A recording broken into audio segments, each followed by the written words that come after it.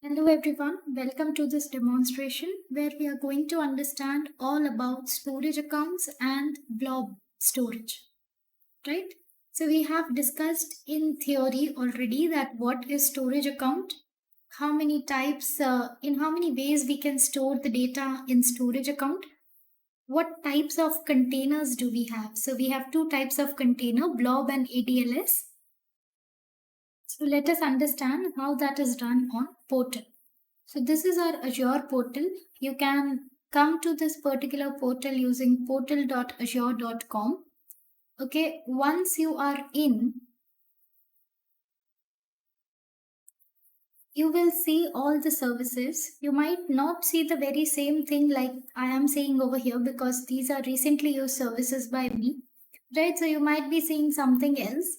So the very first thing that you need to know about Azure portal is this is the global search bar. You can search for any service from here. It is very easy to use and easy to search any service. Okay, for example, I want the Databricks. I can just search it from here and I'll find Azure Databricks here. Okay, if I want MySQL, then I can get Azure databases for MySQL servers or Azure database for MySQL in the marketplace as well. Okay, if I want storage accounts, I can search it from here and I'll be getting the storage account. Right, so this is very convenient way of finding the services.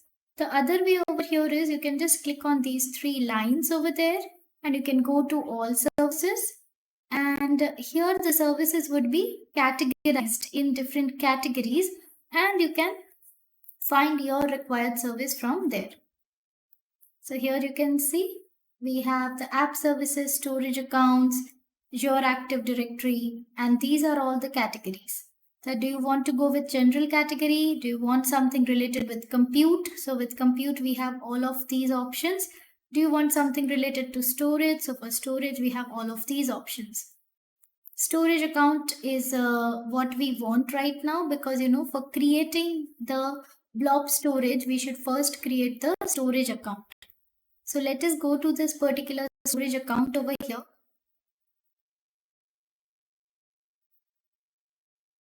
I already have one storage account, but let's create a storage account for better understanding that how we can configure the storage account.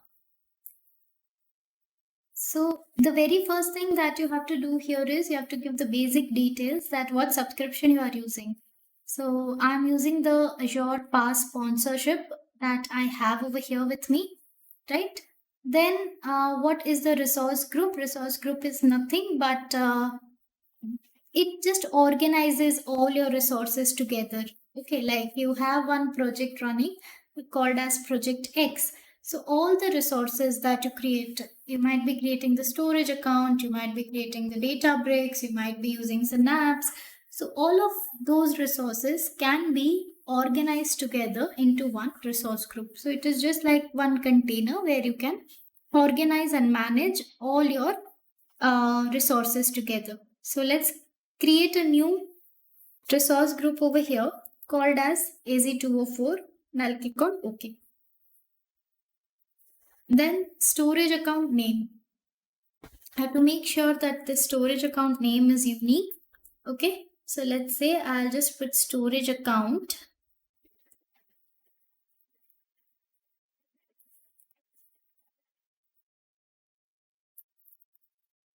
Storage account. Let's say I'll put kg over here just to make sure it is, unique. Storage account kg. Right, you can add any suffix of your choice. Then we have the region. I will be putting this into East US region. Now there are multiple criterias on which you select your region. For example, if you have any governance or compliance requirement that your data should not be leaving your country boundaries, then you have to select the region, whatever region is available in your country. Okay. The second criteria would be latency to customers. It or say proximity to the customer, I would say. So it means that you have to keep your resources nearer to your end users so that they do not face any network latencies. Then the third criteria is service availability. Now, not all the services are available in all of the regions, right? So if you want to use any specific service which is not available in particular region where you reside, then you have to select some other region. And the cost also changes according to the different regions. Okay, I can show that to you on Azure Calculator as well, but we'll go to Azure Calculator a little bit later, where I'll also show you that according to the different redundancy option, the charges will be changing for your storage account. So we'll be going to Azure Calculator a little bit later. So those are the four criterias on which you can select your region.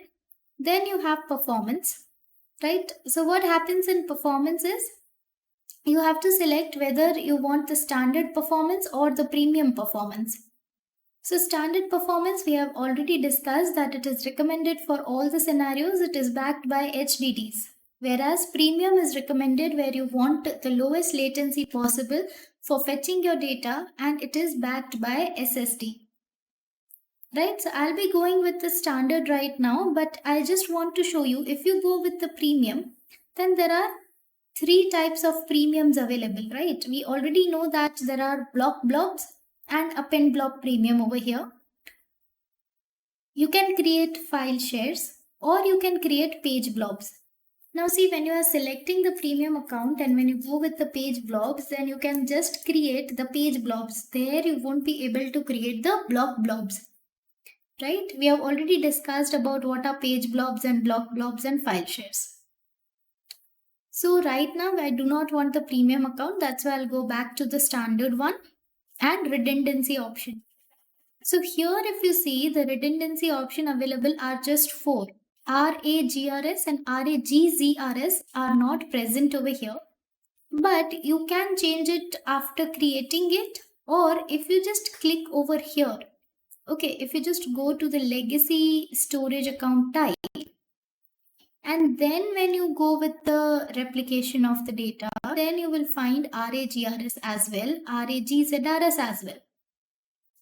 Okay, so this is one thing that you have to keep in mind. I'll just go back to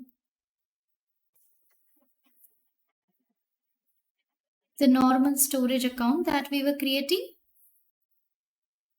Okay, let's just quickly create this again. Okay, so I filled in all the details again. We'll be going with the standard performance. The redundancy option I'll be using is LRS right now because I don't want to exhaust my credits.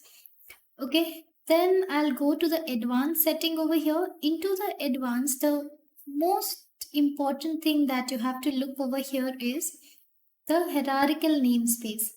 So if you want to create your containers inside of the storage account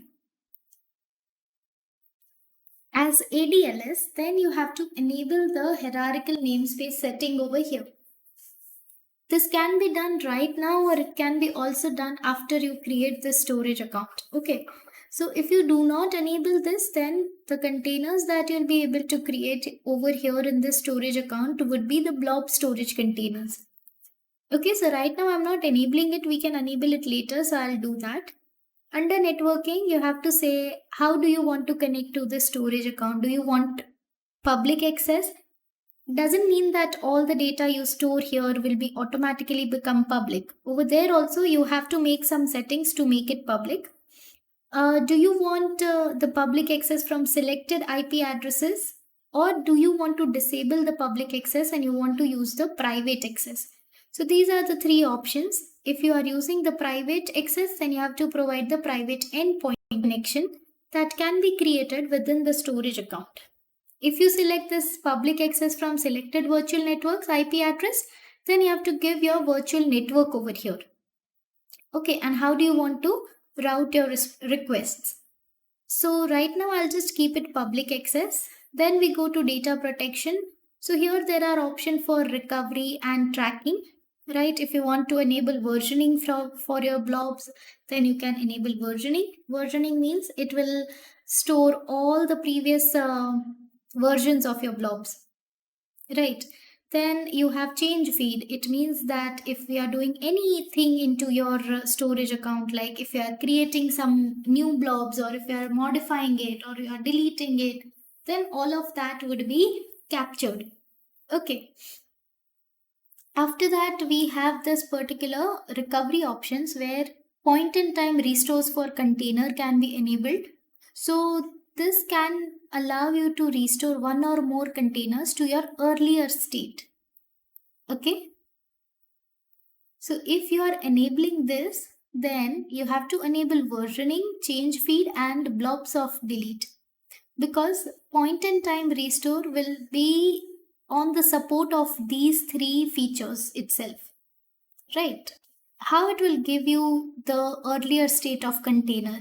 If it stores the different versions, or say all the versions of the file till date, then only you can go back to a particular version of a file, right?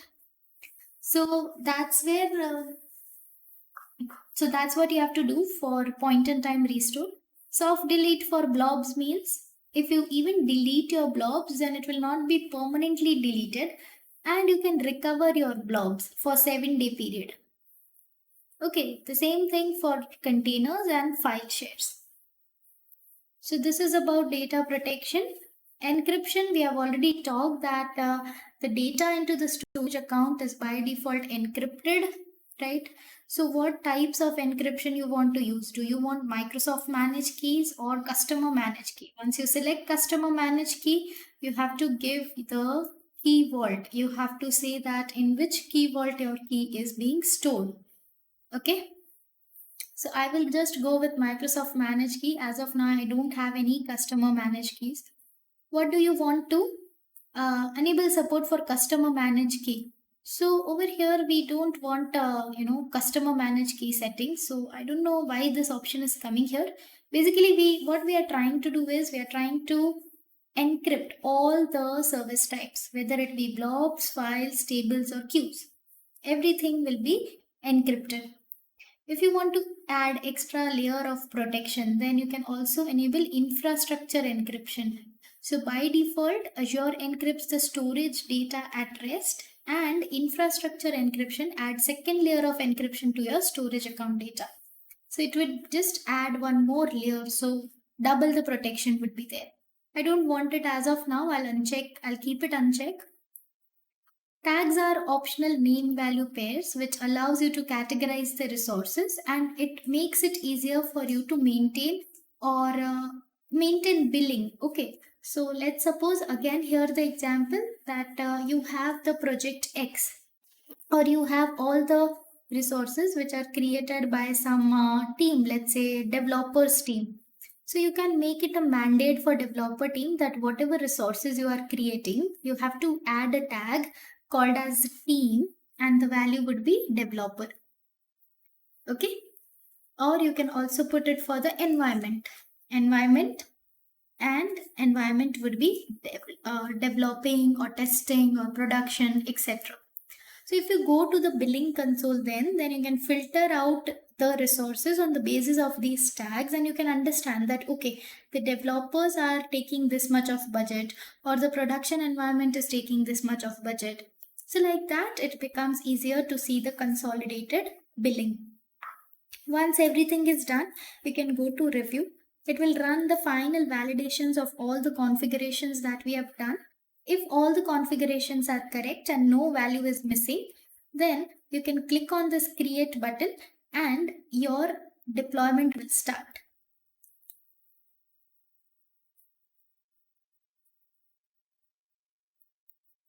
So this will take around 2 to 3 minutes of time. So you can see our deployment is ready. So what I can do is I can just go to the resource. So once I go to the resource, get all the data options over here like containers, file share, queues, table. So we have discussed this already yesterday that there are 4 different storage options available. Right. And you can see here the hierarchical namespace is disabled. Now if you want to enable it, you can just click on that disable thing, and you can upgrade your storage account to data lake gen 2.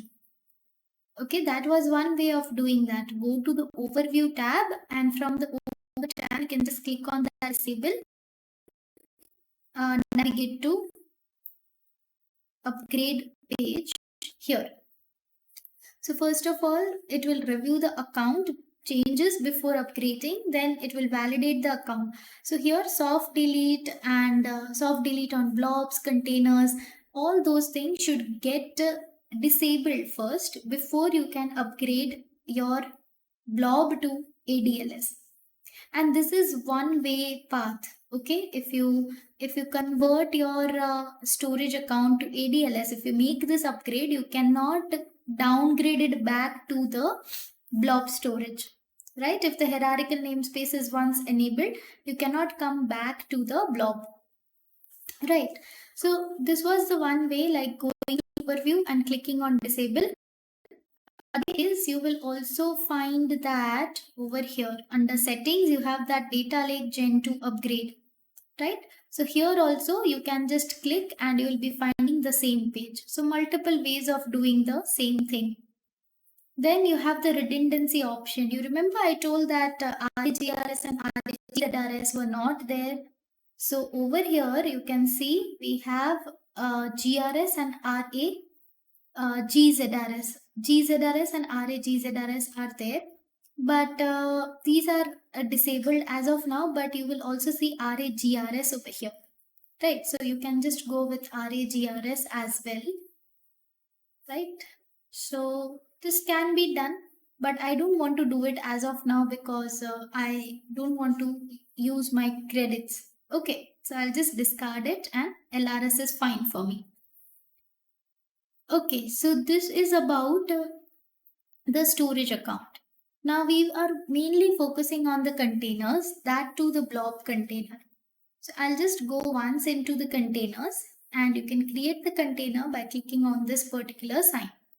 We'll also see how to upgrade our account, okay? But after we do all the activities over here, then we will be upgrading this to ADLS. So right now I'll just click on container and I'll call it as sample. It will be private, so no anonymous access would be allowed for this particular container. Then you have the blob. It is allowing the anonymous read access for blobs only. Okay, so only for blobs you can have anonymous read access, and if you select this container, then they can have the read access for containers as well as blobs. Okay, anonymous read access would be there. So right now I'll just keep it private and I'll keep create. I'll just click on create, sorry. So the sample container is created. We can go inside of this sample container and you can see that we can have upload button over here. We can change the access level, we can refresh it, we can see also change the tier. Now let's see what happens when we upload a file. So I'll just upload a file over here. Let's click on upload.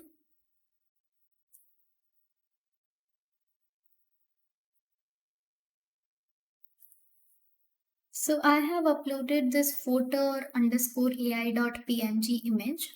Okay, I'll just click on upload here. So once I click on upload, the blob is successfully uploaded. I'll close this blade and you can see this PNG image over here, and the access tier right now is hot. So we have discussed it already that the access tier will be always hot by default. You have to change it if you want. And it is a blob type. Okay. So these are all the details. Now if I select this particular PNG file, if I click on that, then I can get the additional details about this particular blob. Like what is the URL for accessing it. Right now, if I copy this URL and if I try to paste it in a new tab, then you can see that it is saying resource not found. Okay. Basically, it is not because resource is not there. It is the problem because we have not made the container public. right? It is not having any anonymous read access. If it would have anonymous read access, then the image would have been displayed over here. And the reason why our storage account name should be unique is because you can see this URL, right? So in this URL, what happens is blob.core.windows.net. This would be same. It would be same for all the storage accounts created. Okay, only the storage account name is unique. So that's why if if we want to access any of our blobs publicly, then it will create anomalies if we have, the same storage account name. So that's why the storage account name should be globally unique, right? Okay, so I'll go back over here. You have, last modified date, creation time, versioning is not enabled, or else version ID would have also been here. Access tier is there. Rehydration priority will not have any rehydration over here. Why? Because this is not an archive as of now. So if I want to change the tier, I can simply click on change tier, and here I can move it to cool, and I can click on save. Okay. So what happened over here is the tier is changed over here to cool now. You can see it is cool access tier. Right?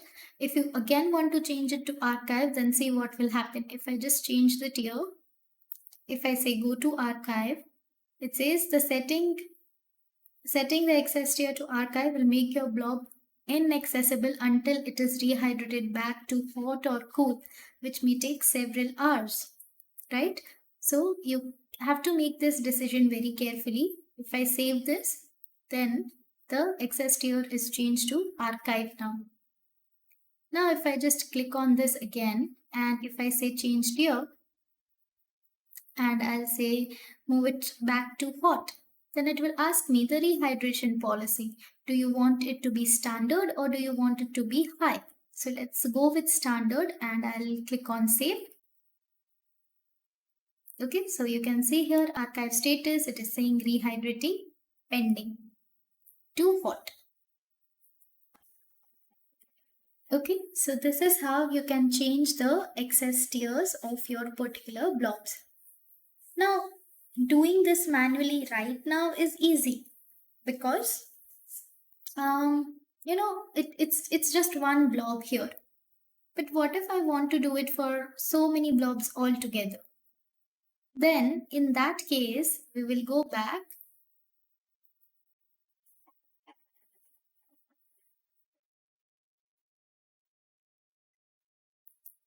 Okay. I'll just click on home. I'll go to the storage account, and into that storage, see a little bit down. If I scroll over here, we have lifecycle management policies. Okay, so I'll go here, lifecycle management policy, and you can create the rules over here. We have already discussed about lifecycle management policy and the rules, right? So if I click here, add a rule,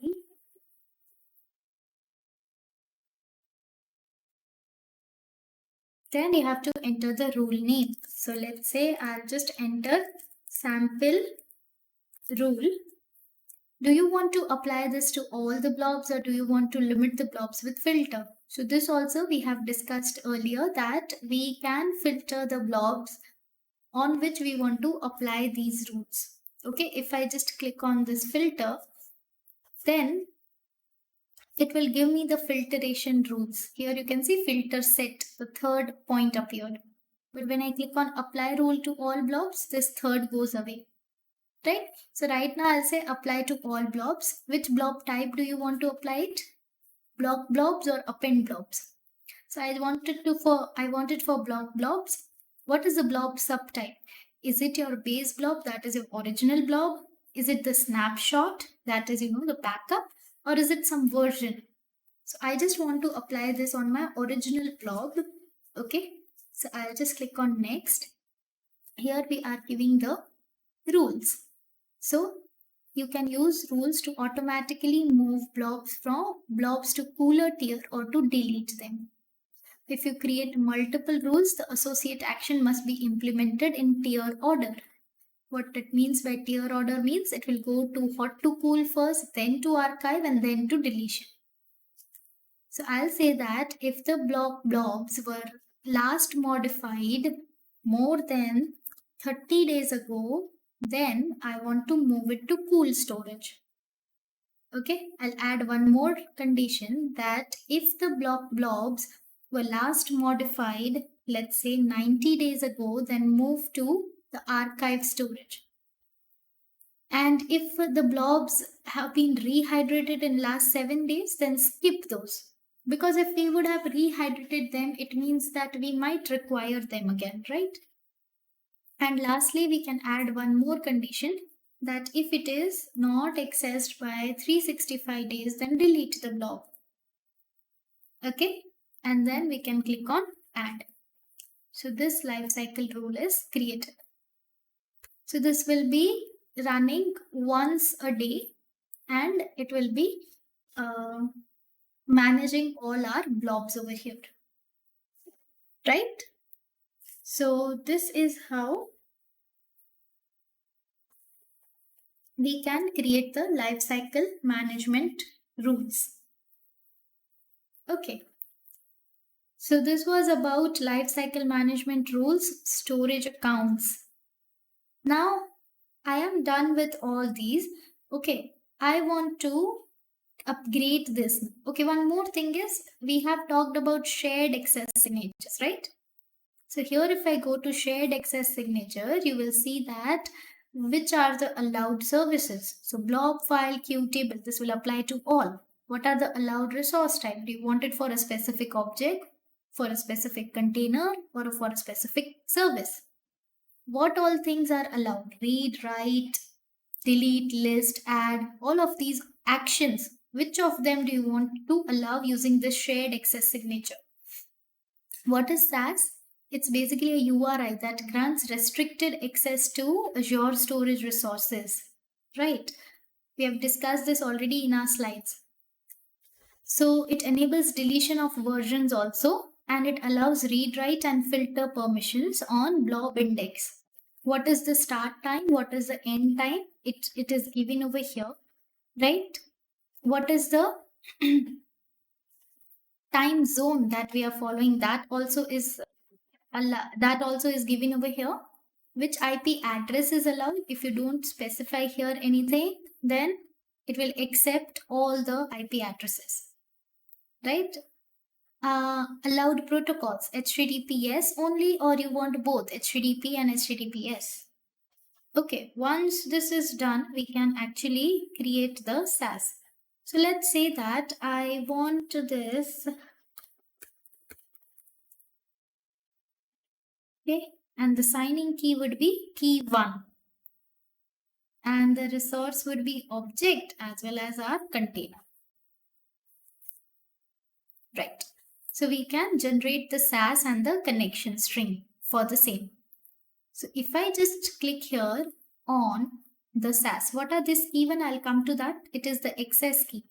Okay, which is basically providing us with the authentication. So you can see connection string is generated, SaaS token is generated, blob service SaaS URL is generated. Okay. So you can just use this URL for giving the restricted access to your storage account. Right now we have not added the correct query string parameter. That's why it is not allowing us to access this, right? So I'll just close this as of now. Mostly these things are used in our coding where we want to give access to our code to access the Azure storage. Okay, so this is SaaS. So SaaS is giving, the granular access. Like we can have so many configurations over here. But if you go to access keys, then it will just be having the keys and the connection string. Anyone having this key and the connection string can connect to this particular storage account, right? So I'll not show it to you over here right now because of the security concerns, right? But yes, you can have this keys and connection strings used for authentication. If our application or our code wants to access this particular storage account, then you can use this key or the connection string, right? So now as all the things are discussed, let's just try to upgrade this to Data Lake Gen 2. Okay, so I'll go here Data Lake Gen 2. First of all, I'll just disable the soft deletes from my container because it will then create a upgrade. So you can see here the blobs of delete and the containers of delete both are enabled. I have to disable those both. Let's disable this as well as this and we will save it. Okay, then I'll go to Data Lake Gen 2 upgrade. Repeating again, this is one-way process. You cannot downgrade it back to blob. You will review and agree to the changes that will be made. You will start validating. Okay, if any discrepancies are there, then you have to correct those discrepancies and then you will be again starting with validation.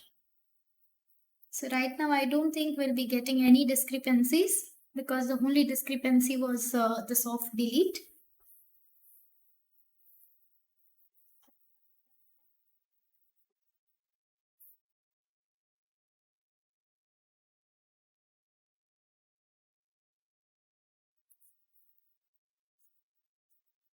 Okay, the validation is completed. So we will click on start upgrade. It will again take few minutes of time to upgrade our storage account. So let's just wait for that time.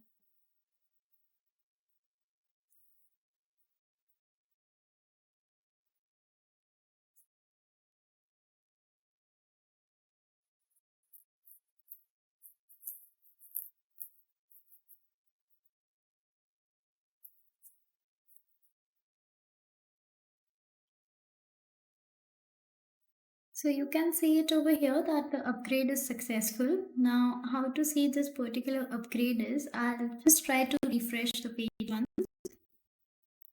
Once I refresh this page, you will be seeing over here that the containers sign changed. Okay, it is now showing this kind of a lake contained in the cylinder. So that shows that it is a data lake. Okay, and also on the overview tab, if you see, we're finding the hierarchical names. Right now here it is, it is basically not clickable now. What it means is, it means that it was one way process. You can upgrade from blob to ADLS, not the other way around. Okay, so this being said, this was all about our storage account and the blob storage, right? Now this was done with the help of console, but what if I want to do this with the help of let's say SDK or .NET, right? So for that we have to go to Visual Studio, right? We'll be going to Visual Studio. I'm using the version 2022, right? Depending on the version, the .NET SDK requirement would change, and with the code also. Okay, it depends on what type of code you are using, what type of dependencies you have, what type of packages you are using. The versions requirement would change drastically over here, right? So make sure you are using correct version for each and every practical, right? So I'll take you to the Visual Studio now. So this is my Visual Studio. I'm creating a new project over here. I'll be creating the console app, right? So here I am creating or using the framework of .NET 6, right? And we'll just click on create over here. The earlier one, I'll just not save it.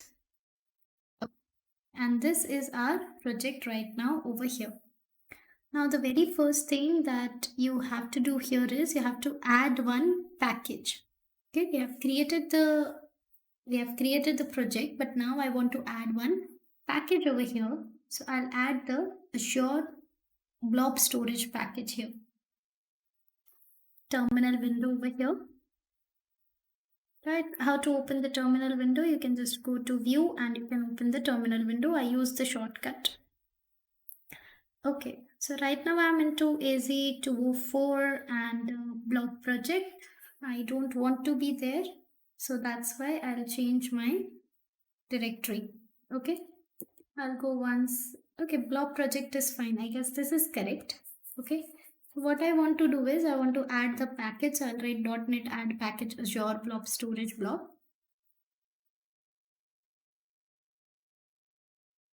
So it is being added, right? The next thing that I want to do over here is I want to make one directory. So I'll say make directory called as data. So it is being created. Right now, whatever changes I want to do is into the program.cs file. So it is already open over here. I'll come here. I'll select everything from here and I'll delete it and I'll paste it here. Okay, so this is our program.cs file where I have to put the connection string. To which storage account I want to connect, I have to put the connection string over here. So what this basically is doing is we are running the examples asynchronously. So we will wait for the results before proceeding. Okay, so we are running the examples asynchronously. Now here we have to put the connection string for our storage account. So where you will get the connection string from? From the access keys. You've already seen that, right? So I'll just copy it and paste it over here. So I'm on my Azure portal right now. What I'll do is I'll be using this access keys from here. Okay. And this is the connection string. Right now I'm using another storage account, sample storage account KT, which I already had with me. Okay, so I'll copy this connection string. You have to click on show. Once it is shown, you can copy it and you can paste it over there. So I'll just click on show, copy, and I pasted this connection string over here. Right, now we are creating the blob service client. We have discussed this yesterday, right? Blob service client, blob client, then URI builder, every class we have discussed. So I've created this blob service client, which would be creating the client that can authenticate with this particular connection string that we have given. The next piece of code would be about creating one container. So I want to create the container using the code. So it will be created as WT blob and then GUID, right? We are using this GUID, which basically means that it will generate some GUID, which basically represents the series of alphanumeric things, and it would be always unique. And we are converting it to string, and it would be appended to this WT blob. So basically the container name would be something like WT blob followed by some suffix, some random suffix. Then we are creating the blob container client, which will be basically, creating the blob container in the asynchronous mode. And it would be taking this particular container name, the one with WT blob. And then after we are just printing that this particular container is being created. And then we also to enter to continue. Now the next thing that we are doing is we'll be uploading the data to the container. So for uploading the data, I have this particular code where we are going to the data folder. You remember we created the data folder using the PowerShell. So that's why I created this. Over there a file name would be created and we are having this local file path. So we'll combine this local path with the file name, that is the data with the file name, and they'll write all the text like hello world would be there written to this local file path. Then we are creating the blob client because we want to now manipulate the blob itself. So that's why we'll create the blob client on the basis of container client. We'll say get the blob client with this particular file name. And we will say we are uploading to the blob. And we'll upload the data using the file stream. Okay, we'll open this particular file, hello world, and then we will upload it asynchronously to our particular blob. So once it is done, what we'll do is we'll try to list the containers. After we have created or uploaded the blob, now we will list the blobs in container. So because we want to confirm, right, whether this blob is successfully uploaded or not. So we will say we are listing the blobs. We'll run the for each loop where we are going to get all the blobs which are there in particular container. Then lastly, we will be downloading the blobs. So for downloading the blob, we'll be using blob download info. We'll create the object for that. We'll be using the blob client and we'll use download async. So, yesterday when we were discussing about all of these different classes, we also discussed about the methods supported by those classes. So again, with the help of file stream, we'll be downloading this particular blob. Okay. Lastly, all the things are done. I want to delete my container at the end because I will clean up all my resources. So I'll again use the container client and I'll use delete async method for the same. And it will lastly print that the file is deleted, and the local source file which got created, that will also get deleted. The downloaded file will also get deleted, and we have finished up all the cleaning. So this being said, I'll save this particular file. I'll go to the PowerShell, and here I'll say .NET build.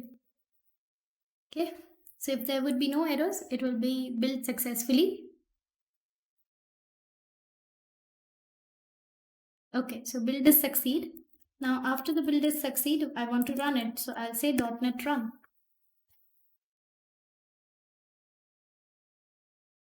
So you can see Azure Blob Storage exercise got printed. The container named this has been created. So I told you, right? WT blob and then some random suffix. Take a minute and verify it in the portal as well. So let's go to portal and see whether this container got created or not.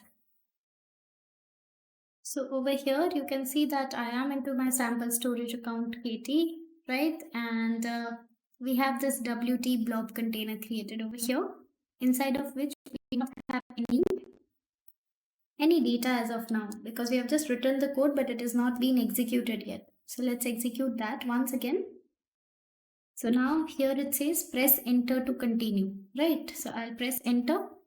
It is saying uploading to blob storage as blob. So see here, the directory is created of data and this is the file that we have. If you read this file, it is hello world file, right?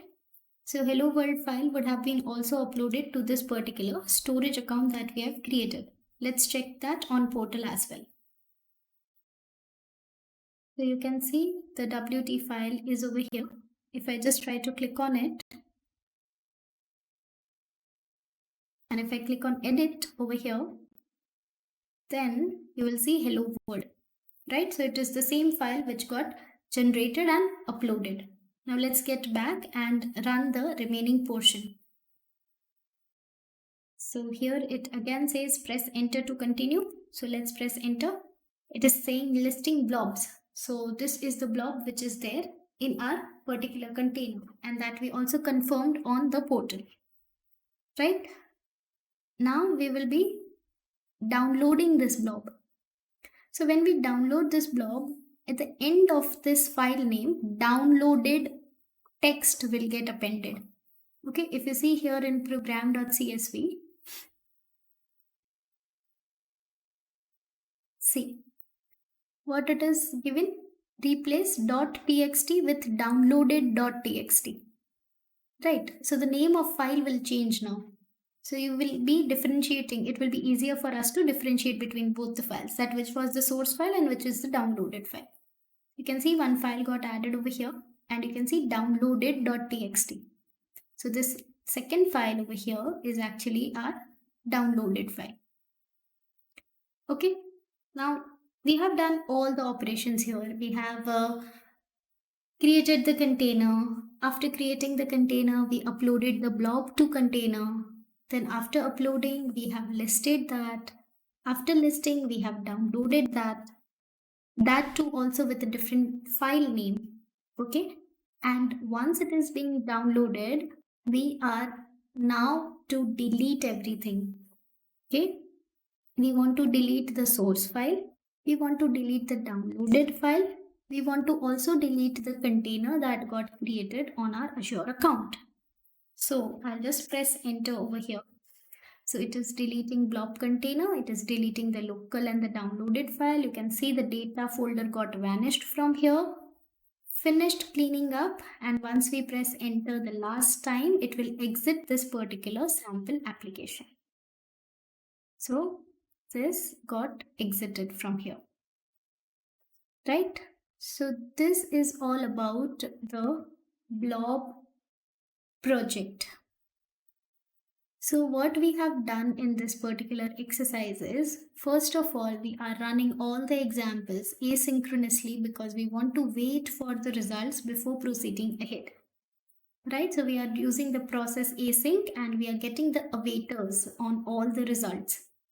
Right, then after we have utilized the blob service client, we have utilized the blob container client, the blob client itself. According to the manipulation or the level of manipulation that we want to do, we have used the different classes for creating the objects. Blob service client is used when we want to authenticate ourselves. Okay, when we want to connect to that service itself. Blob container client is used when we want to deal with the containers. Right?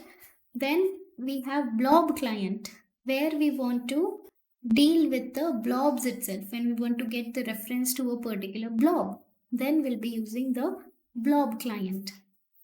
So blob client is having one method called as upload async.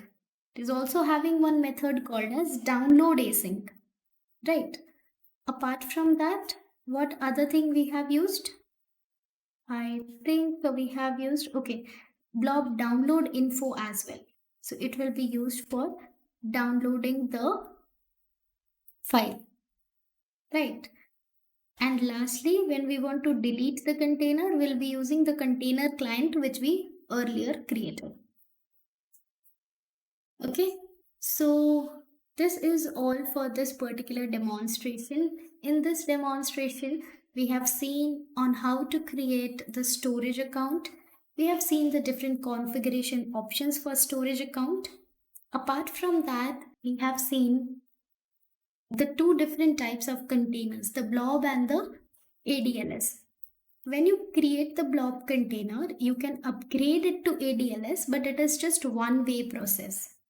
Okay, and after that we have created one lifecycle rule as well, and we have also rehydrated our blob. Okay, let us just try to check it once whether the blob got rehydrated or not.